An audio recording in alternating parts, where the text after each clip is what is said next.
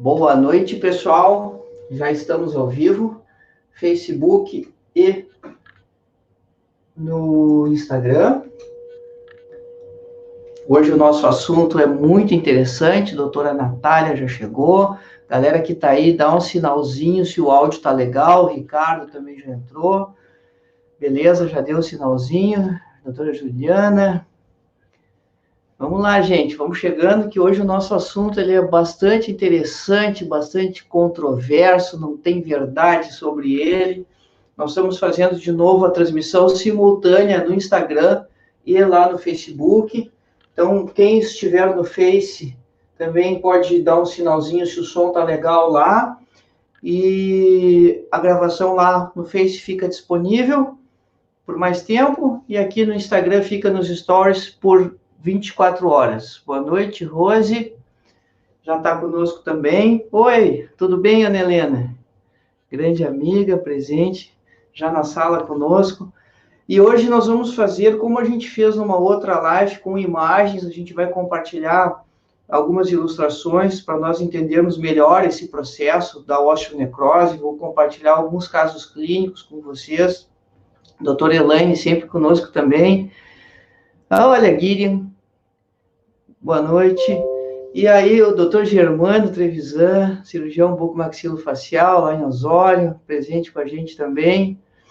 E aí, então, pessoal, vai ter aquela jogada de vez em quando eu dar uma paradinha aqui para poder compartilhar as imagens com quem está no Facebook também, para que eles também possam desfrutar das nossas discussões e de tudo que nós vamos conversar hoje. Nesse meio tempo, enquanto o pessoal está entrando, aqueles avisos de sempre, se inscreve lá na página do Facebook, se inscreve aqui no Instagram, vai no canal do YouTube, que é o nosso grande acervo de conteúdo científico, acadêmico, tem mais de 100 vídeos postados lá no YouTube, e você fazendo a inscrição, cada vez que entra um conteúdo novo, você vai ser notificado. E eu acabei esquecendo de comentar nas outras lives que nós temos também um canal no Telegram, onde a gente publica conteúdo com frequência lá. Você pode entrar nesse canal, na minha bio aqui no Instagram, ali naquela listinha azul ali do Linktree, uma das janelas que você tem ali, além da inscrição para o nosso workshop da semana que vem, Avançando com o Estômago, tem também para esse canal do Instagram. Qual é a vantagem? Primeiro que é um canal, não é um grupo, então não tem discussão de bom dia, boa tarde, boa noite e outras interferências lá no conteúdo. E eu publico 1 ou 2 conteúdos, no máximo por dia, e você recebe esse conteúdo diretamente na sua mão. Basta você clicar ali e olhar quando quiser. Às vezes são áudios de alguma sacada que eu tenho no atendimento dos pacientes, às vezes são vídeos que foram postados já e que eu acho interessante compartilhar. E aí, então, esse canal do Instagram, que chama Estômago com o professor Maurício, ele é muito prático, ele é muito versátil, e qualquer pessoa pode entrar no canal, é só clicar no link do canal. Para quem chegou agora ali, então, está ali na minha bio, ali, no mesmo lugar, na mesma janelinha, onde você encontra também a inscrição para a Semana da Estômago, que vai ser na próxima semana, dias 11, 13 e 15 de maio. A Semana da Estômago, esse workshop Avançando com o Estômago, esse workshop é gratuito também, e nesse workshop a gente vai colocar na prática tudo que a gente vem discutindo de estomatologia ao longo dessas lives, por isso que ele chama o workshop Avançando com o Estômago, que é para você fazer estômago dentro da sua prática clínica, de uma forma objetiva, direta, descomplicada, onde você não precisa deixar de fazer a sua especialidade ou fazer exclusivamente estomatologia. Nada disso. Vai ser a estomatologia dentro do contexto do seu consultório. As aulas do workshop, elas não ficam abertas que nem as lives, por isso precisa fazer essa inscrição. Usa o seu melhor e-mail, porque é nesse e-mail que você vai receber o link de acesso para as aulas. E quando você fizer a sua inscrição, ali você ainda não está inscrito, você está pré-inscrito. É preciso você abrir o e-mail que eu vou te enviar imediatamente para confirmar a sua inscrição. Isso é uma questão de segurança para você, né, para que outras pessoas não fiquem usando o seu e-mail para fazer inscrições sem que você queira. Então, por isso, você precisa confirmar lá. Bem, mas a nossa proposta de hoje é conversar sobre osteonecrose dos maxilares. Quem assistiu a live lá sobre patologia óssea, sobre lesões inflamatórias ósseas, vai ter uma base muito boa para entender tudo que nós vamos conversar de osteonecrose dos maxilares, porque a base para você entender osteonecrose dos maxilares é você entender o metabolismo ósseo, porque aí você vai saber como as coisas vão acontecer e como as coisas vão se comportar. Lembrando que essa questão de enfrentar processos inflamatórios infecciosos nos maxilares não é de forma nenhuma novidade para a gente. Vocês conhecem a história toda do trabalho e do envolvimento que o cirurgião dentista tem com as osteomielites localizadas, as alveolites, que é um problema que eventualmente nós temos que enfrentar. Mas existe uma outra forma de osteomielite mais complexa, que são as osteoradionecroses, essas muito antigas, desde que a radioterapia começou a ser amplamente utilizada. E muito do conhecimento que acabou se utilizando no início para o manejo dessas osteonecroses induzidas por medicação vem do conhecimento que se tinha da osteoradionecrose. E que, num determinado momento, isso, na verdade, atrapalhou bastante a condução dos casos, porque a forma de pensar, o raciocínio natural de quem ia tratar uma osteonecrose induzida por medicamentos, era o mesmo raciocínio que se estabelecia para a osteoradionecrose, porque ainda não se entendia adequadamente a patogenia desse processo e como ele acontece. É importante a gente também já dizer, assim, de saída, né, que não é só os bifosfonatos, não são só os alendronatos, né, que é um dos tipos de bifosfonatos que são capazes de induzir essas necroses ósseas por medicamentos. Na verdade, já há vários relatos na literatura de outras medicações, inclusive de corticoides, sendo também capazes de induzir osteonecrose dos maxilares. Portanto, é um tema que ainda está evoluindo muito no conhecimento. O primeiro caso, ele foi descrito em 2003 por um americano chamado Marks, e ele era cirurgião, esse cirurgião ele continua muito ativo, continua publicando, e depois a compilação desses artigos e da própria experiência que ele tinha identificando essa situação acabou resultando num livro. Ele publicou esse livro sobre osteonecrose dos maxilares, que é um grande manual. Mas, além disso, assim, como tem muita gente trabalhando de forma, assim, manejando seus casos, fazendo pesquisa nessa área ou não, vocês vão encontrar uma variedade muito grande de critérios de diagnóstico e de condutas, inclusive com muita divergência entre a forma de conduzir os pacientes. Então, nós vamos tentar fazer uma discussão ancorada numa das fontes que a gente acredita ser a mais confiável de todas, para que nós possamos ter uma linha de trabalho e uma orientação da maneira de manejar os pacientes.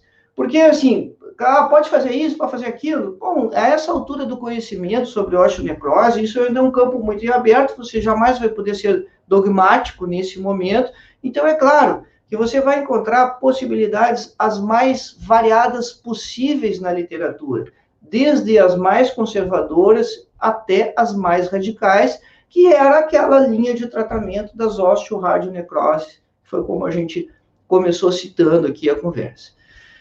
Então, qual é a linha que a gente vai trabalhar? A gente trabalha muito ancorado com o conhecimento gerado por uma fundação que estuda fixação óssea, que é a Fundação AO. Ela estuda fixação óssea no corpo todo.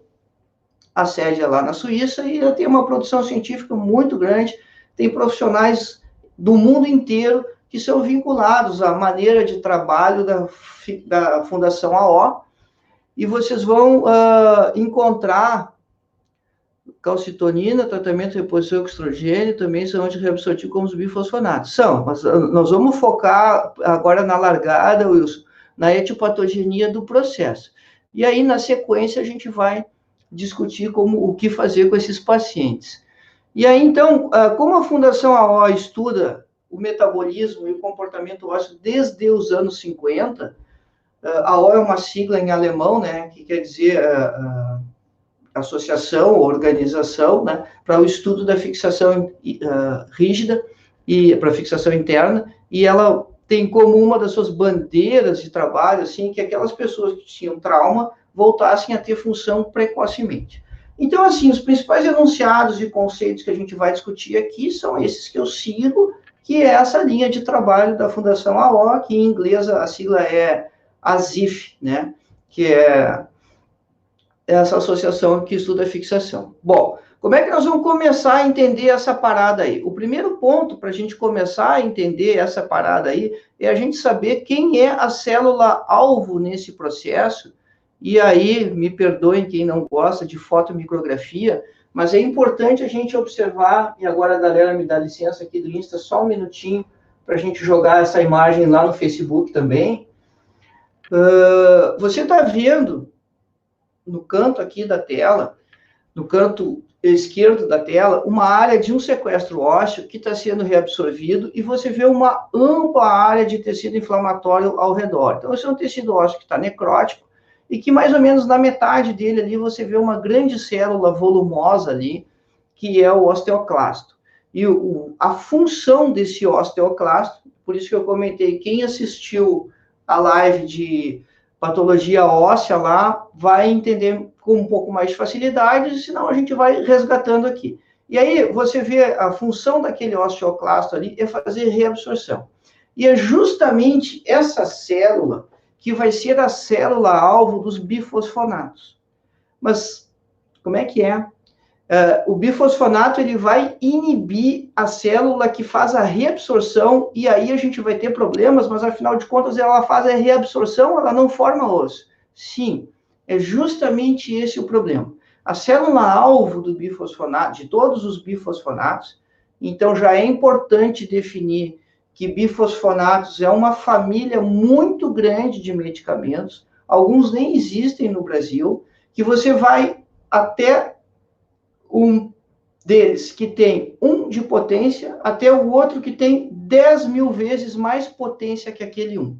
Nesse caminho, você vai ter formulações para uso semanal via oral, e você vai ter formulações para uso endovenoso muito frequente. Para que essa medicação é usada? E esse é o ponto principal da gente definir, que a gente não disse no início. Essa medicação ela é usada justamente para inibir esse mecanismo de neoformação e reabsorção do tecido ósseo, que nós conhecemos como plasticidade biológica do tecido ósseo. Por que você imagina que seria interessante diminuir esse mecanismo fisiológico de reabsorção e neoformação que é constante no esqueleto, acontece toda hora? Qual é o tema, professor? Luciane, o tema hoje é osteonecrose dos maxilares. Tá? Osteonecrose dos maxilares, a gente está falando de bifosfonatos nesse momento.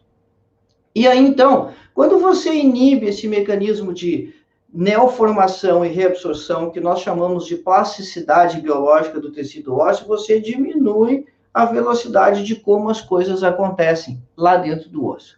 Isso é particularmente interessante nos pacientes que têm osteoporose. Então, você pode utilizar isso como um profilático para a osteoporose ou mesmo para o tratamento da osteoporose. Existem muitos outros medicamentos que podem ser utilizados, né? Ranelato de estrôncio, o Dr. Wilson, que está conosco aqui na live, me passou vários artigos, é uma alternativa muito interessante, que não tem todos esses problemas do bifosfonatos, mas o fato é que os bifosfonatos são empregados para que as pessoas não tenham osteoporose. E aí, então, as pessoas costumam usar essas formulações que são bem espaçadas, que são bem menos potentes. Mas você também vai ter os pacientes que têm tumor em algum lugar, e esse tumor faz metástases ósseas, e isso é muito comum no câncer de mama e no câncer de próstata, e aí você usa os bifosfonatos para limitar ou para conter essas metástases ósseas desses pacientes que têm câncer, principalmente o câncer de mama e de próstata. E nessa situação, aí que você vai usar as formulações que são muito mais potentes de uso endovenoso, por exemplo, o ácido zoledrônico, que é o mais potente de todos eles. Aí você vai ter várias formulações, e daqui a pouco a gente vai discutir a importância de você tentar identificar isso, porque isso influencia na sua avaliação antecipada do processo, se você vai ter mais ou menos risco de osteoradionecrose, caso você precise intervir nesse paciente. Muito bem, então a gente via ali, no meio desse sequestro ósseo que está sendo reabsorvido, um osteoclasto, que é a célula-alvo de todas essas formulações de bifosfonatos, né? O alendronato é outra formulação, que é o mais utilizado, mas você tem, já falamos do ácido zoledrônico, você tem muitos medicamentos diferentes ali. Bom, vamos olhar isso mais de perto, então. Nessa outra imagem aqui, dá um tempinho a galera do Insta aí para a gente passar lá para o Face, eu apontei com setinhas vermelhas ali um osteoclasto em atividade, junto de uma trabécula ali do tecido ósseo. E você vê que ele é uma célula grande, é uma célula multinucleada, né? Ele tem origem lá no macrófago, tem origem nos monócitos, uma célula típica do tecido conjuntivo. E quando essa célula adere ali na superfície óssea, para fazer a reabsorção, ele gruda literalmente, forma um microambiente ali entre ele, bem ali onde está aquela seta vermelha mais de cima ali, que aponta para baixo, né? Ele cria um microambiente ácido ali, onde ele vai dissolver o mineral e ele vai dissolver depois a parte orgânica também, com enzimas ali que digerem o colágeno, que dissolvem a matriz orgânica do tecido ósseo.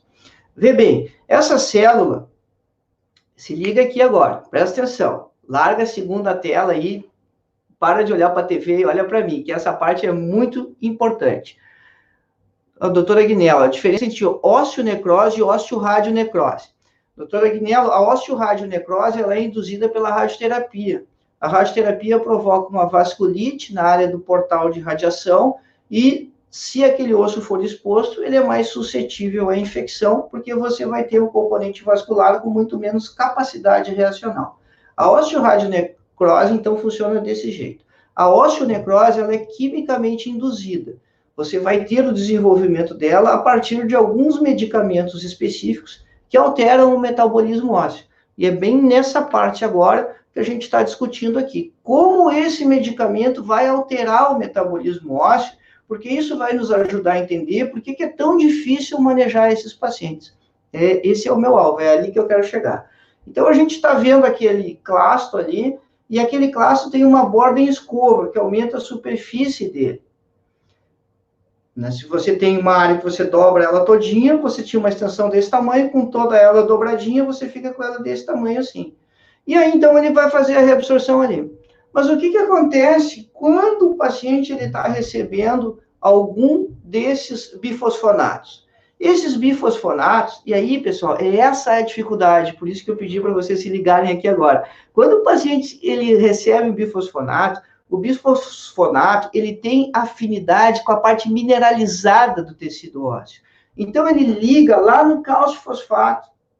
Quando a gente dá um medicamento qualquer para o paciente, esse medicamento, normalmente, ele é distribuído através do sangue, da circulação, depois que ele é absorvido, e ele vai agir lá nas células-alvo. Mas ele está circulando, ele não fica ligado. E aí, depois, lá no fígado, no rim, dependendo qual for o medicamento, ele vai ser metabolizado, excretado e ele vai embora. E o bifosfonato não. O bifosfonato ele liga lá na parte mineralizada. Por isso é tão difícil manejar esses pacientes. E aí, então, aproveitando o gancho da pergunta do Dr. Agnello, quando você tem osteoradionecrose, você tem um portal de radiação. O que é o portal de radiação? É o caminho que a radiação fez para chegar no alvo. Então, se você estava lá irradiando um tumor na base da língua, você tinha um portalzinho de radiação aqui, a radiação só passou aqui. O resto todo da maxila, o outro lado da mandíbula, beleza, lá não pegou. Você tem risco eminente de osteoradionecrose na área do portal de radiação. Aqui você está usando uma medicação sistêmica. Então, essa ligação, ela vai acontecer em todo o esqueleto. Ela não vai acontecer só na maxila ou só na mandíbula. E como é que você tratava originalmente o paciente de osteoradionecrose? Você ressecava ou curetava, dependendo da extensão, mas você tirava aquele segmento ósseo que está necrosado. Às vezes fazia enxerto, às vezes não fazia, dependia de cada caso. Porque você também tinha um comprometimento de nutrição ali vascular das partes moles também, não só do tecido ósseo. Mas aqui não funciona desse jeito. Não funciona desse jeito porque esse medicamento, ele liga na parte mineralizada do esqueleto inteiro. Então, você não tem aquele limite do portal de radiação onde você ia lá, curetava o osso e estava tudo bem. Agora não, você cureta ali e você inicia um novo problema logo a seguir. Porque esse negócio está ligado no tecido ósseo. E o que ele faz estando ligado no tecido ósseo? Ele inibe o osteoclasto. Ele não deixa o osteoclasto funcionar adequadamente. E se o osteoclasto não funciona adequadamente, ele não vai fazer reabsorção e ele tem vários mecanismos de inibição do osteoclasto. Um deles é justamente evitar a formação daquela borda em escova, que a gente descreveu agora há pouco, que aumenta a capacidade reabsortiva dele. Existe sempre uma descrição clássica que esse medicamento ele induz a apoptose, ele induz a morte celular programada dos osteoclastos. Mas esse é apenas um dos mecanismos de formação, de atuação dos bifosfonatos. Na verdade, eles exercem muitas outras funções que vão estar associadas. E aí, quando você inibe esse remodelado ósseo, você não deixa o osso se renovar, você não deixa que isso aconteça naturalmente como deveria acontecer, né? O osso já não é muito rápido. Aí você desacelera tremendamente ele. Para prevenir a osteoporose, isso é bom. Né? Para prevenir o crescimento de metástases ósseas, isso é bom também. Mas acaba que, quando você não tem esse mecanismo, se você tem alguma celulinha lá no meio que necrosou, vai demorar muito tempo para que essa área de necrose seja eliminada e seja reabsorvida. Então, quando ocorre osteonecrose nos maxilares, existem outros ossos também? Se sim, como saber se outros ossos além dos maxilares? Calma aí, Tatiana, vamos devagar. Vê bem, você tem a medicação toda ela distribuída, mas você não tem a porta de entrada para o micro-organismo, porque para você ter a osteonecrose, você precisa ter uma contaminação, ter infecção. Não é tão simples assim. Você pode ter casos de osteonecrose onde ela está fechada. E aí os critérios de diagnóstico, eles são mais controversos. Eles não são tão claros assim. Mas, a rigor, você tem sim o risco de ter osteonecrose em qualquer parte do esqueleto. Acontece que na boca é onde usualmente são feitos procedimentos, ou o paciente tem doença periodontal, ou o paciente tem necrose pulpar com patologia inflamatória, com contaminação via canal. Vê bem, basta o medicamento, é difícil que baste o medicamento para que você tenha o problema acontecendo. Normalmente você vai ter essa inibição do remodelado ósseo, por consequência vem a inibição da angiogênese também, que é a formação de vasos, e aí você tem a infecção. Como você tem o osso todo ele desacelerado, ele não consegue responder de maneira adequada a essa infecção bacteriana que está acontecendo. Como que essa infecção bacteriana normalmente acontece? Por distração dentária. Isso é o mais comum, exodontia. Porque você abre uma porta gigantesca, que é o alvéolo, e aquela área do alvéolo sofre contaminação, isso sempre ocorre, está exposto à boca, e aí o organismo, ou melhor, o tecido ósseo, ele não tem a capacidade reacional necessária ali, porque os osteoclastos, eles estão parados. Entrou um monte de coisa aqui, gente. Deixa eu só dar uma lidinha aqui. Então, quando ocorre, sim, tá, isso aqui já respondi. Entendi, maravilha. Perfeito. O fato de se ligar à matriz óssea também aumenta significativamente a meia-vida dos bifosfonatos. Quais as implicações, Wilson? Sensacional. Sabe quanto é a meia-vida esperada dos bifosfonatos? Quanto vocês imaginam, assim, que ainda vai levar de tempo? Na média, é 11 anos e 2 meses a meia-vida dos bifosfonatos. Claro que não quer dizer que você achar bifosfonato ligado lá 11 anos depois, isso ainda vai ter um impacto clínico significativo, mas pode.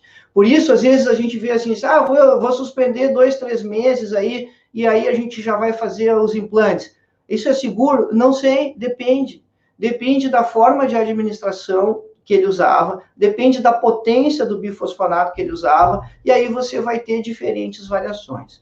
Na sequência aqui da nossa conversa, nós vamos falar de uma outra medicação, que é o denosumab, que tem um efeito semelhante, mas ele não se liga lá, e aí para o denosumab, você tem um tempo você tem uma meia-vida desse medicamento só de 26 dias. Então, ele é muito mais seguro do que os alendronatos ou os bifosfonatos em geral para ser usado. Lembro do mestrado, foi aprendido que o risco de osteonecrose ocorre apenas nos maxilares, não atinge outros ossos, que te dizem que a boca é exposta. Sim, mas se você expor as outras áreas, Vanessa, você vai ter isso acontecendo também. Osso mandibular com pouca vascularização. Vê bem, Xaxá. A vascularização, ela estava relacionada à osteoradionecrose, porque a radiação faz esse enxugamento, né? Faz a vasculite. Aqui, na osteonecrose induzida por medicamento, isso é secundário. Isso vai vir depois. Errei. Pode ser bem mais, pode ser 11,2 anos. Então, gente, ele está atuando ali no osteoclasto, e agora vamos adiante aqui nas nossas imagens, a gente está aqui, e agora vamos olhar esse cara bem de perto, então. Galera do Face, segura um minuto. Tá aí, ó, um osteoclasto bem de perto, essa parte mais achatada dele, virada para inferior aí, onde ele forma a borda em escova, é claro que a gente não enxerga isso, e marcado nas setinhas, tá uma área ali de trabeculado ósseo, que está terminando de ser reabsorvido aqui. Então, é essa ligação que acontece dele nessa matriz mineralizada que inibe com que ele funcione adequadamente. Muito bem. Pois é, sempre questionei isso. Acredito que uma fratura exposta possa apresentar risco de osteonecrose. E pode, sim. Sem dúvida que pode. Então, olha só, como é que é uma osteonecrose, uma osteoradionecrose lá no osso? Só para ter uma ideia da confusão que isso, dessa confusão acontecendo lá. Essa imagem que vocês estão vendo é uma imagem do próximo ao ângulo da mandíbula, nessa região aqui, de uma paciente que teve um tumor de parótida, foi feita a ressecção da parótida e depois ela fez a radioterapia, bem no portal aqui nessa área. Depois da radioterapia, os dentes um dente ali foi extraído, infectou, e esse é o aspecto, então, cirúrgico transoperatório de uma área de osteoradionecrose, tá? As estrelinhas marcam a estrela maior ali, branca, ela marca a porção anterior da mandíbula, o círculo mostra a área de reabsorção óssea ali, onde você tem, então, a osteomielite acontecendo, porque, na verdade, a osteonecrose e a osteoradionecrose são osteomielites, que estão acontecendo com as suas características peculiares. E a estrelinha em vermelho é a porção, então, mais posterior aqui da mandíbula. Quando você tem uma necrose induzida por medicamento, via de administração e geração de bisfosfonatos são fatores que modificam a meia-vida. Sim, isso é extremamente importante. A gente vai conversar sobre isso na sequência. E, além disso, Wilson, há um outro fator extremamente importante, que são outras patologias que o paciente pode apresentar. Isso interfere muito, vai desde o uso de corticoide, diabetes, obesidade. A gente vai colocar rapidamente uma listinha aqui depois disso. E aí, entramos nesse problema, então, em particular, né? Tudo isso até agora a gente gastou metade do tempo só fazendo o preâmbulo, né? Já tem discussão até na nomenclatura, né, pessoal? E essa discussão vai ficar longa ainda, até que a gente chegue numa conclusão. Como eu disse no início da nossa conversa, né, a minha linha de trabalho, assim, de pensamento, eu sigo a orientação da Fundação AO, e ali vem, então, o nome que eles estão usando atualmente, essa osteonecrose relacionada a drogas anti-reabsorção. E não é só isso, né? A gente já citou que outras drogas também podem induzir esse processo, e vocês têm citado ali embaixo o Marx, e esse foi o primeiro artigo que saiu. Então, esse é o Marco Zero, esse artigo de 2003, onde ele destacou ali o pamidronato e o zometa, que é o ácido zoledrônico, né? O zoledronato, induzindo necrose avascular dos maxilares, né? Uma epidemia crescente. E aí você vê que, como a boca é o sítio muito afetado, isso acaba recaindo, né, sempre no consultório nosso, do dentista, e há uma questão importante, porque às vezes se diz assim, o paciente estava fazendo tratamento e o dentista foi lá e tirou os dentes e agora ele está com uma osteonecrose ou com uma osteoradionecrose. Primeira questão, né, gente? Nós não somos os fanáticos enlouquecidos que andamos por aí tirando o dente de todo mundo. Se o dente foi extraído, é porque ele tinha indicação de ser extraído. Talvez a questão ela deva ser vista anteriormente de por que a adequação bucal, os tratamentos dentários, odontológicos, não foram feitos antes que esse paciente entrasse, ou por tratamento preventivo da osteoporose, ou mesmo já na questão oncológica, que ele não tenha sido avaliado adequadamente antes de começar o tratamento. Então, assim, também é muito confortável você dizer, o dentista tirou os dentes e agora ele está com uma osteoradionecrose. Mas em que momento esse paciente foi informado? Em que momento ele foi encaminhado para avaliação odontológica prévia? Então, essa é a meia-culpa de um lado do processo. Mas a gente também pode analisar isso sobre um outro aspecto. O quanto nós, dentistas, que vão ficar com problema depois para resolver, estamos trabalhando para informar os pacientes e a classe médica.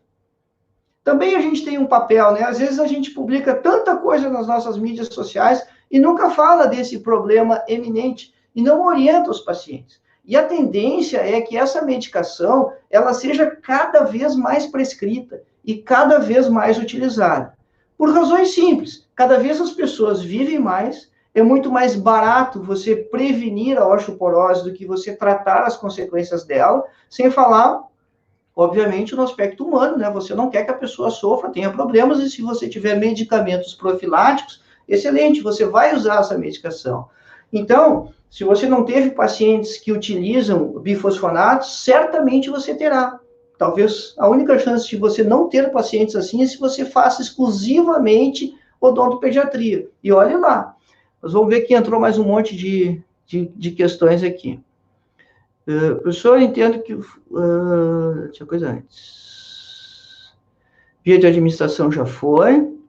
Professor, entendo que o fato das pessoas maxilares mais acometidas devido à presença do turnover ósseo estar presente nos alvéolos, o que não ocorre nos outros ossos.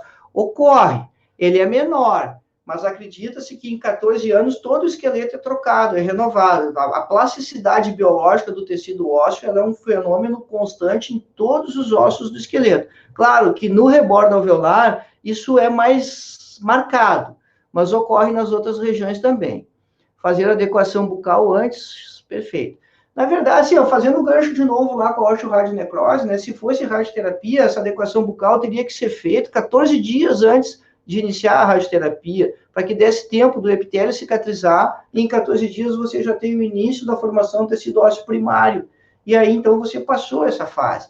E talvez o uso dos bifosfonatos devesse obedecer essa mesma lógica. Mas a gente sabe que não é assim que acontece, né? E aí, então, a gente eventualmente vai ter essas situações. Bom, voltando para o ponto que a gente estava, justamente na questão do diagnóstico. A controvérsia, inclusive, na questão do diagnóstico. E veja só, para as áreas que estão expostas, né, que você está enxergando o osso exposto ali, você tem critérios bem definidos. Então, osso exposto é que possa ser sondado intra ou extraoralmente. Então, você está enxergando o osso, ou você pode sondar e sentir ele. Isso tem mais de 8 semanas, quer dizer, 2 meses de evolução. O paciente está em tratamento atual ou prévio com antirresorptivos, que é uma coisa óbvia, né? Esse cara não usou o medicamento, como é que ele vai ter osteonecrose quimicamente induzida? Sem história de radioterapia, porque aí a gente cai na outra situação, na osteoradionecrose, ou metástases nos ossos maxilares. Vê bem, a metástase tumoral que ele está tratando lá da mama ou da próstata, que a gente citou, ela não é nem na mandíbula nem na maxila, ela é em outras partes do esqueleto, tá? Essa definição, então, ela foi um consenso em 2006, foi ajustada em 2009, 2014, e hoje ela é, assim, amplamente aceita. Você terá casos em que os pacientes não têm áreas expostas, e quando você não tem áreas expostas, não há consenso na questão do diagnóstico. Rapidamente, né, só para a gente ter uma ideia que, eu sei que é pequenininho aí, não é para ler nem para decorar, ainda está em inglês, mas só para a gente, isso pode ser buscado, então, né, na Associação Americana de Cirurgia Maxilofacial, uma classificação para essas osteonecroses ali com vários estágios. Ah, tem outra? Tem outra. Qual é que eu vou usar? Sei lá, usa uma. né? Escolhe uma, mas usa uma classificação para manejar os pacientes, porque isso ajuda. Preparo de boca, grande importância do pré-tratamento, tratamento multidisciplinar. Uma briga eterna nossa, né? Quando a gente conseguir esse encaminhamento sempre para o paciente fazer a adequação bucal antes, nós vamos ter um grande avanço e muito menos problemas acontecendo. Então, gente, tem uma maneira de classificar, é interessante a gente adotar uma classificação e também é interessante a gente, então, fazer essa distinção de quando a gente está tratando uma osteomielite simples, que é o quadro do meio ali, uma osteoradionecrose e a osteonecrose quimicamente induzida ou induzida por medicamentos, que é essa imagem, essa tabela, essa parte da tabela aqui que está mais na direita, há critérios diferentes, mas, vê bem, em todas as situações você tem um processo infeccioso acontecendo no tecido ósseo, e por isso que é importante você entender a biologia óssea. Antes da gente entrar nos casos, eu não tenho aqui um comentário montado sobre o denosumab, então eu vou fazer agora. Quando você tem ali, a gente viu as imagens do osteoclasto trabalhando, ele tem um receptor na membrana dele que chama RANK, né? R-A-N-K. Esse receptor de membrana é uma proteína que está lá na membrana dele, né? A gente usou essa analogia em algumas outras lives aqui. Imagina a membrana como uma colcha de retalho, do patchwork ali, e um daqueles coloridos do patchwork. No caso do osteoclasto, é esse RANK, esse receptor. E aí tem o RANK-L, que é o ligante. O ligante está onde? Está no osteoblasto. Então, o osteoblasto vai ligar o ligante, o receptor dele ali no outro, para ativar o osteoclasto, fazer ele trabalhar mais, fazer ele duplicar, botar ele no serviço. Tá?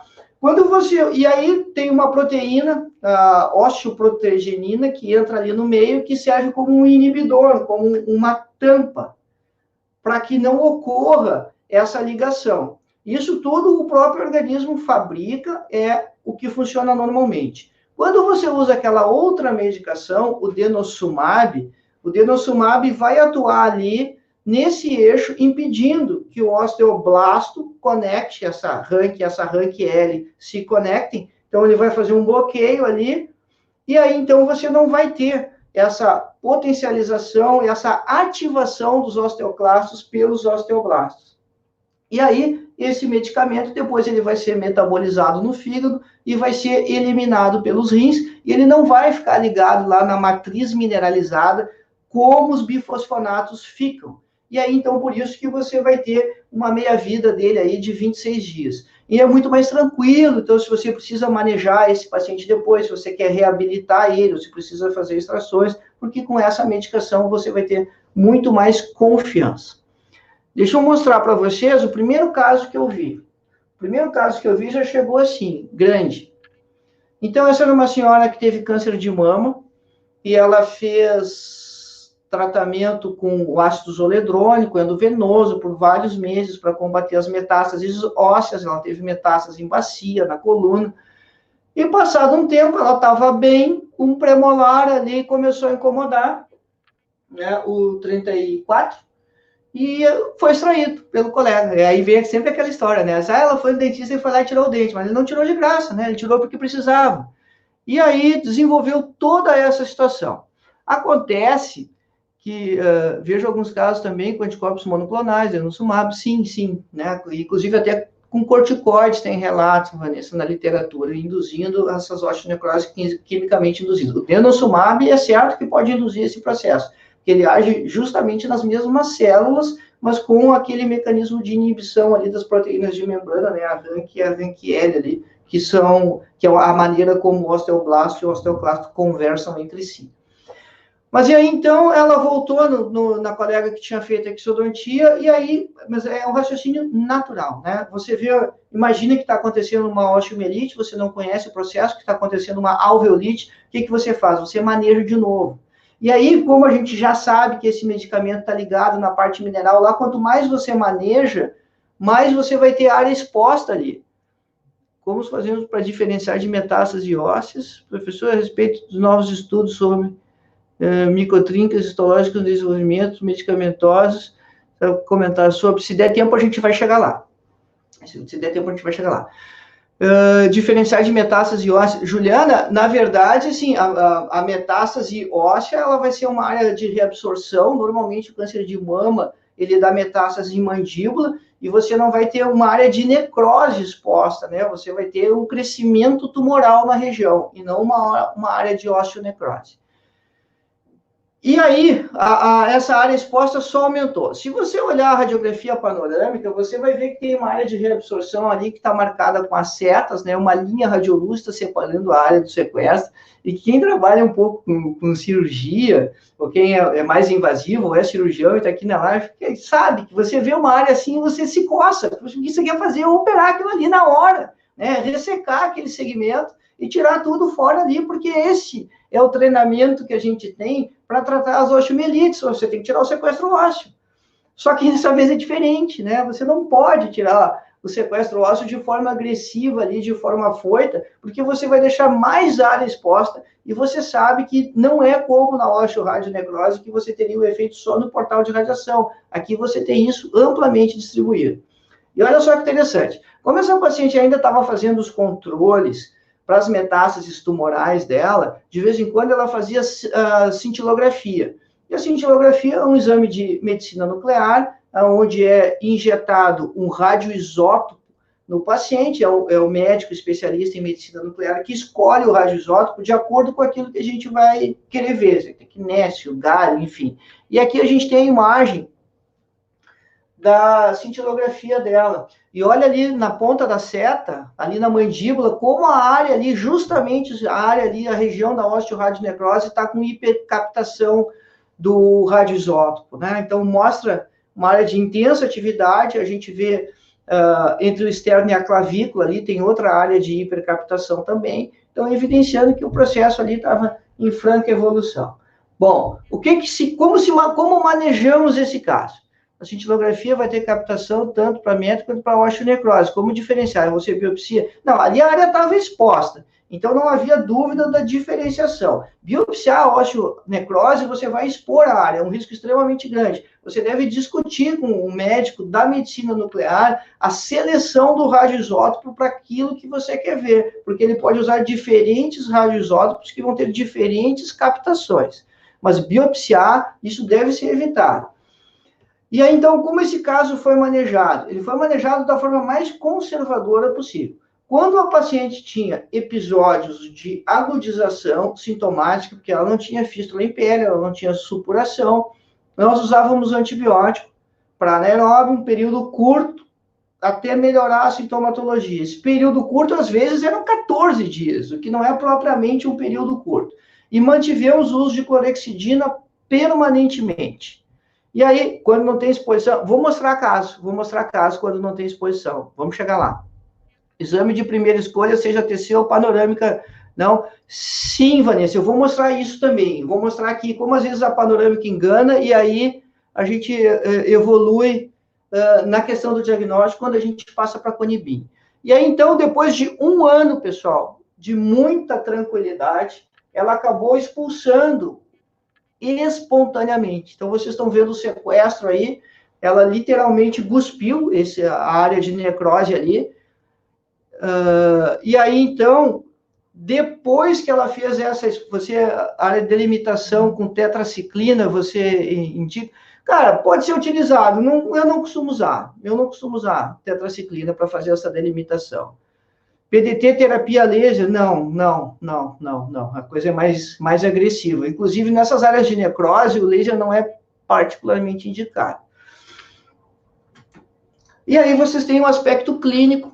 Deixa eu botar aqui no Insta, já botei no Face. E aqui vocês têm um aspecto clínico depois que a lesão cicatrizou. E se vocês observarem a porção mais posterior ali, há um pequeno pontinho ainda, que era justamente onde o sequestro soltou, né? E aí, então, terminou de epitelizar ali a mucosa e ela ficou tremendamente bem. Wilson, câmera hiperbárica. Tem muita gente trabalhando com isso. No Japão tem, inclusive, uns protocolos bem estabelecidos. Eu não tenho experiência da câmera hiperbárica para osteonecrose por medicação.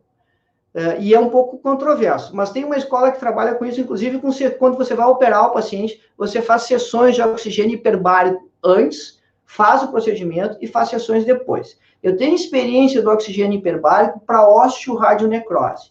Para osteoradionecrose de maxila, de mandíbula, inclusive aquele caso que eu mostrei bem no início da nossa live lá de osteoradionecrose, do tumor de parótida, que fez a osteoradionecrose depois, está bem no início da live.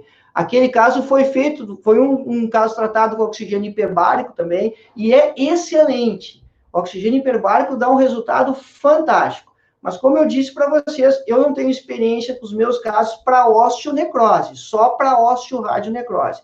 Mas a literatura é favorável. Deixa eu ver o que mais que entrou aqui. Experiência dos aparelhos de imunofluorescência para delimitação da área removida? Não, não tem, Maurício. Mas acontece que o problema não é você delimitar a área removida, o problema é a área que fica. Porque você tem a ligação do bifosfonato na matriz óssea. Então, o problema não é você saber até onde tirar, o problema não é o que sai, o problema é o que fica depois, porque você não sabe como o que fica depois vai responder. O uso da câmara hiperbárica tem sido solução também, porém os valores... É caro aqui também, doutora Guinello. Aqui no Brasil também é caro o oxigênio hiperbárico.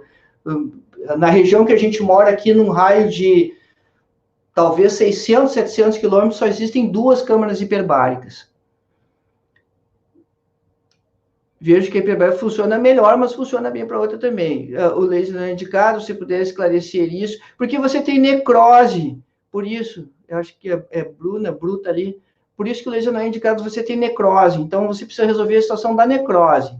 Ozonioterapia, eu não tenho experiência para esses casos. Vamos adiante aqui. Pentofixilina, não uso. Eu uso, usualmente, meu antibiótico de escolha é clindamicina e faço um manejo bucal ali sempre. Em algumas situações, uma leve curetagem superficial. Eu nunca tive um caso grande de exposição cutânea que precisasse manejos mais extensos. Mas sempre muita parcimônia, né, muita paciência, pacientes têm que ser vistos em intervalos curtos de tempo e a gente vai manejando isso com muita tranquilidade. Vê bem, esse quadro aí era aquela situação que a gente citava antes, das situações que podem interferir no processo, interferir bastante no prognóstico.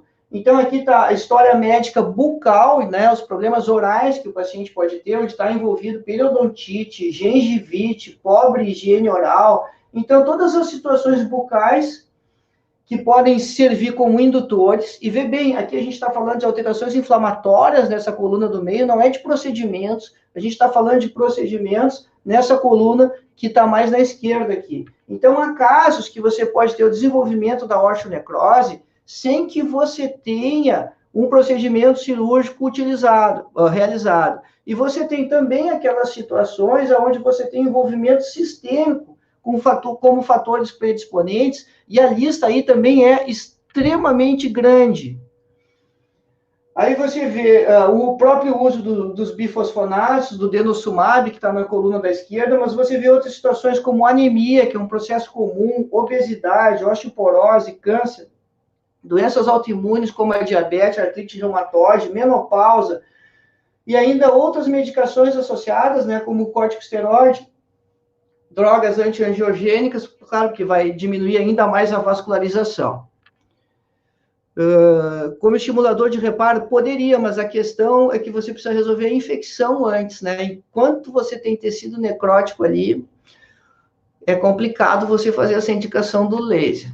Esse outro caso aqui, segundo a história dessa senhora, ela fez essa osteonecrose espontaneamente, ela não refere. A gente tem alguns casos assim que a gente vai mostrar aqui, onde o paciente tem esse relato dessa necrose ter sido espontânea, lá no trígono retromolar, e aí, então, nós começamos a fazer a manipulação dela semelhante aos outros casos, né, instrução de higiene, clorexidina, e usando a clindamicina somente nas fases de agudização. Num determinado momento, a gente fez uma curetagem superficial ali. Se a gente observar a radiografia panorâmica dela, nós vemos que não há um sequestro ósseo bem determinado, como nós vimos nos outros casos. A gente vê ali na seta aquela área que está exposta, mas você não vê aquela delimitação radiolúcida clara ali, precisa.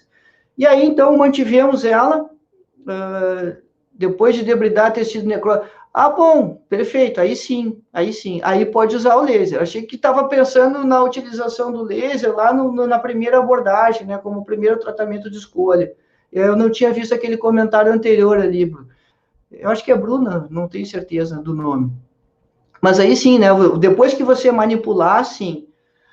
PDT eu não tenho experiência no manejo desses casos. E aí, então, vê bem, 3 meses depois, esse aqui é o aspecto que a gente tinha. Então, esse é um caso que ainda está em evolução, ainda está em acompanhamento, e ela está indo super bem. A gente vê que já começou a granular ali, diminuiu bastante a área de exposição. Bruna, eu achei que era Bruna, acertei então. Olha esse outro caso. Pessoal, a gente tem aí em torno de 10 minutos. Eu vou fazer o seguinte, eu vou dar uma passada rápida nos casos, porque eu acho importante eu mostrar e discutir as condutas aqui, e aí o tempo que sobrar no fim, eu repasso as perguntas para a gente conseguir dar conta das coisas que eu gostaria que vocês vissem, além da discussão. Então, olha só, a questão que apareceu antes ali, a respeito do exame para diagnóstico inicial, né? Então, você vê aqui, nessa panorâmica, na região do 38, você percebe que tem uma área diferente ali, que tem uma área de reabsorção. E, às vezes, você pode ter dúvida na questão do diagnóstico com a radiografia panorâmica. Se você tiver dúvida na avaliação do paciente com a radiografia panorâmica, nos casos de osteonecrose, quando você faz o CONIBIM, você não tem mais dúvidas. Então, a CONIBIM é muito esclarecedora, é um exame excelente para você determinar se realmente está acontecendo reabsorção do tecido ósseo ali. Então, essas são imagens do mesmo paciente, foi um paciente que teve um molar extraído também, esse era um paciente do sexo masculino, os outros 2 casos que nós mostramos anteriormente eram de senhoras, esse era de um senhor com bastante idade. E aqui a gente tem os outros, aqui a gente tem os cortes axiais, né, os cortes coronais, enfim. E aí a gente vê aqui as áreas de reabsorção e está marcado lá, né, o canal mandibular ali embaixo, mas você consegue perceber a extensa destruição óssea sem você ter dúvida de que está acontecendo ali um processo inflamatório. Tá? Posso usar a moxiclavulin? Pois é, o clavulin não é bem a microbiota que a gente precisa. Talvez se você associasse metronidazol com a mox fosse melhor para a microbiota anaeróbia ali. A gente tem que ter um foco maior eu usaria... Ó, Celina, a PDT com a terapia antibiótica sistêmica. Perfeito. Eu não tenho experiência com a PDT para esses casos, mas a terapia antibiótica sistêmica vai sempre. E aí, olha só, esse é o aspecto do paciente 3 meses depois. Esse é um paciente já com mais de 80 anos, ele estava usando os bifosfonatos para prevenção da osteoporose. A foto não está nítida lá atrás, mas a gente consegue perceber aquela resposta. E vem diminuindo progressivamente, ele está com conforto, e aí, nesse momento, sem antibiótico nenhum. Está usando só a clorexidina. A clorexidina, a gente vai ter que usar ela continuamente até essa área fechar. Não dá para interromper o uso da clorexidina enquanto você tiver osso exposto ali. Agora, esse caso aqui, ele é um daqueles casos onde há controvérsia no diagnóstico, nos critérios de diagnóstico, porque alguns fatores sistêmicos, como morbidade, talvez o diabo, menopausa, idade avançada. Sim, Rodrigo, estava tudo naquela tabelinha que a gente mostrou antes ali, depois dá para recuperar no vídeo da live lá, naquela tabela, tá, todas essas comorbidades associadas estão listadas lá. Porque você não tem exposição óssea ali. A paciente usava uma PPR, usava o alendronato como profilático para osteoporose e começou a ter parestesia do lábio. E aí você, se olhar no exame físico ali, você vê que tem uma área mais escurecida, né, um tom mais arroxeado ali. E aí, então, suspendemos o uso da PPR, fez a radiografia panorâmica, e na radiografia panorâmica vem de novo a questão da dificuldade, de você ter certeza se está acontecendo alguma coisa ali ou não. Bom, qual é o exame que a gente elencou como excelente para você ver a situação? Essa aqui, ó, já é a panorâmica da CONIBIM. E aí, na panorâmica da CONIBIM, você não tem mais dúvida. Mas se ela não tinha área de exposição, bom, ela tinha a questão da pressão da prótese, isso está descrito na literatura, que a pressão da prótese pode provocar essas alterações. Já me disseram que se a prótese está bem feita e tal, não é impossível. Cara, mas isso é no mundo ideal, né? Nem sempre as próteses vão ter toda essa adaptação necessária que você não vá ter essa compressão ali. Mas esse caso tem um outro particular. Vejam vocês que parece ter uma lesão periapical ali no ápice do dente. Solicitamos o pulpoteste, negativo. E aí solicitamos endodontia para ela. Mas dá uma olhada antes no resto aqui, nos cortes da Conibin. Aí você não tem dúvida da área de reabsorção, né? É evidente na Conibin que você tem reabsorção óssea ali, e aí você consegue estabelecer o diagnóstico.